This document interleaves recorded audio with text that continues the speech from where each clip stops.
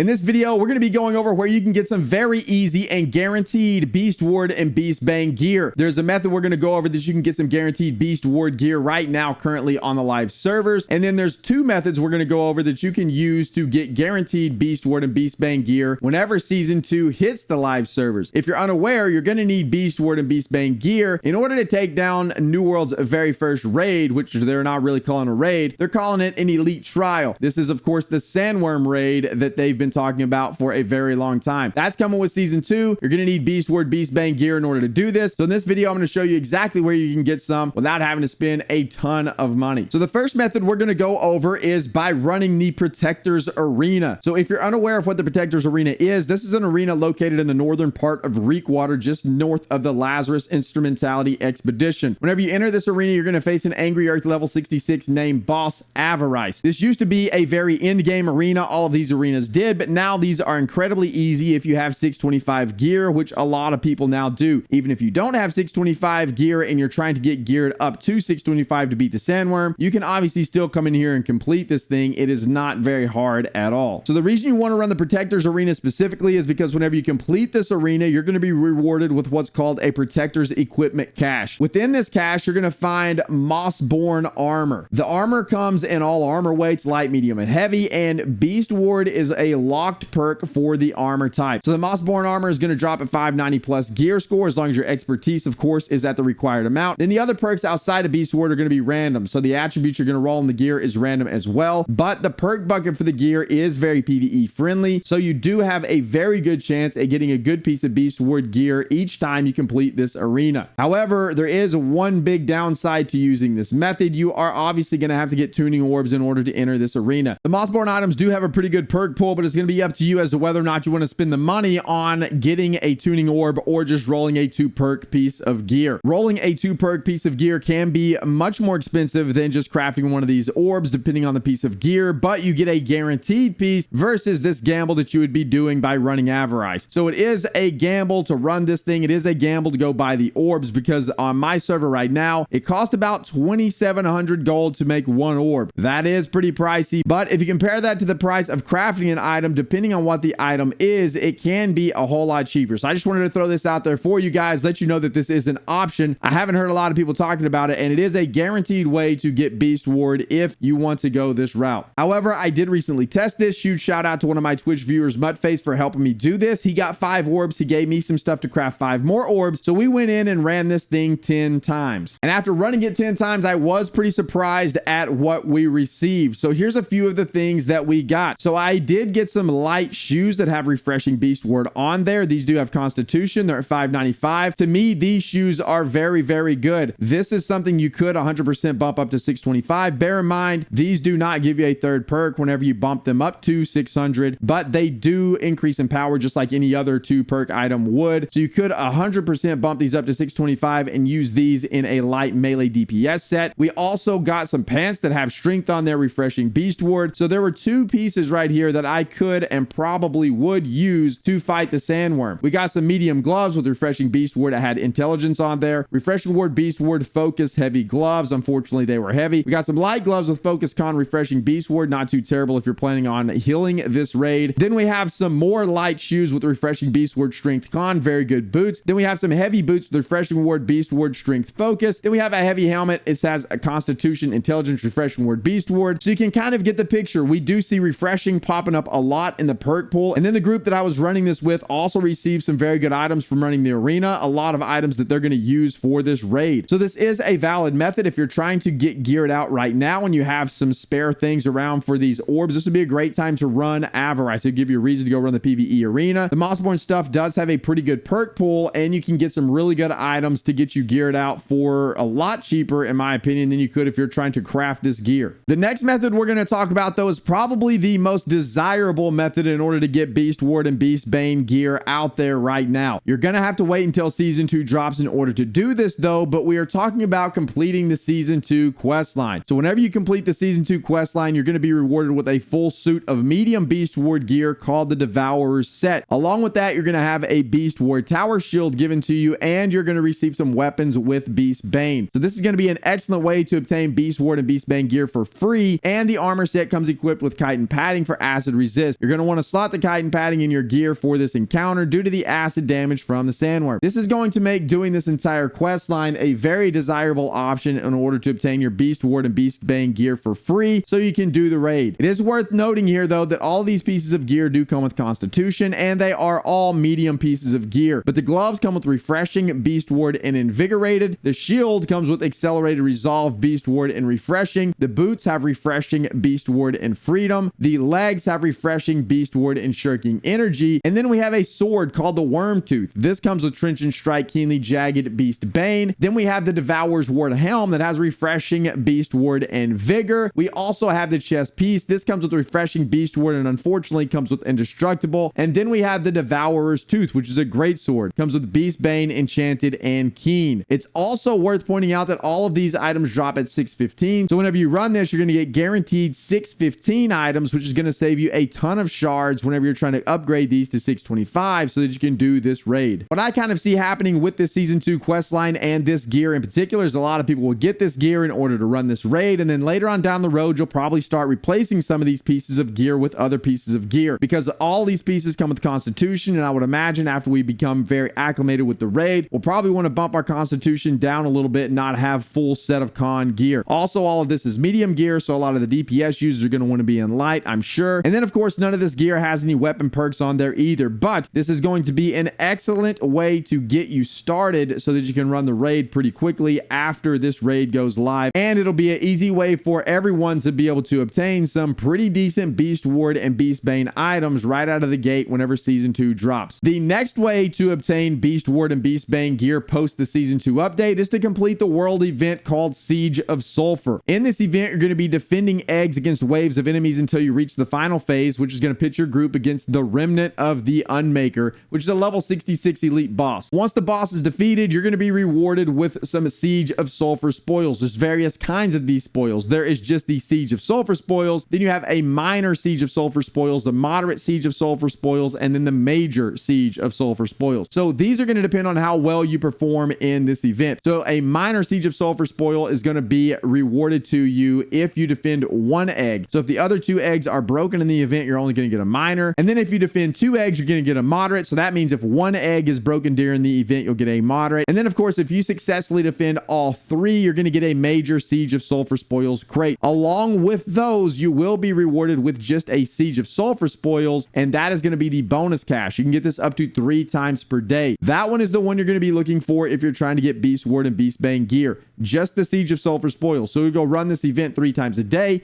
get this cash 3 times a day. You're going to open it up and you're going to be rewarded with gear called the Albino Slarite gear. The armor from this cash comes with Beast Bane and Acid Resistance locked, but in this case, all the other perks and attributes are going to be rolled randomly. You're also going to have a chance to receive the Albino Slarite weapon that has the Beast Bane perk locked, and then the other perks and attribute are going to be randomly rolled. So a pretty good course of action here after season 2 drops if you don't want to go run the Protector's Arena and spend some money getting orbs right now. If you want to get all this gear for basically for free, a good thing to do would be to run all of this season 2 quest line, get all of the medium gear, and then come run the Siege of Sulfur and spam that while this event is active. Run it at least 3 times a day for your chance to get some Albino Slarite gear, and then maybe you can start piecing out the gear that you got from season 2 with this gear and build you out a pretty good set just absolutely for free. That's going to be a very easy way for you to get geared out for this raid, and it's going to be a very viable one. Also worth noting here is the Beast Bane and Beast Ward craft mods are changing a little bit on the PTR according to New World Database. So whenever I was digging around in there a little bit, what I found is that the Vial of Wolf Essence, which is used to craft Beast Ward, and then the Drought of Wolf Essence, which is used to craft the Beast Bane, are both now going to drop from the Corrupted Portal caches. That's going to do it for this one, boys and girls. Thank you guys so much for watching. I just want to make sure you knew that there were some alternate ways to get into some Beast Ward and Beast Bane gear. That way, if you don't want to spend a ton of money trying to craft the gear so you can do the raid, you can hold off for a little bit and farm these methods out whenever season 2 drops, or you can just go run the Protector's Arena if you have some spare orbs or some friends that want to do something a little bit different. That option is out there for you too, and then you can prepare before this thing does go live. That's going to do it. If you enjoy New World and enjoy New World content, please make sure to like and subscribe. I'd greatly appreciate that. And of course, we stream every Monday through Friday over twitch.tv/BDLG. I'd love to see you come hang out over there. That'll do it for this one. We'll see you in the next one.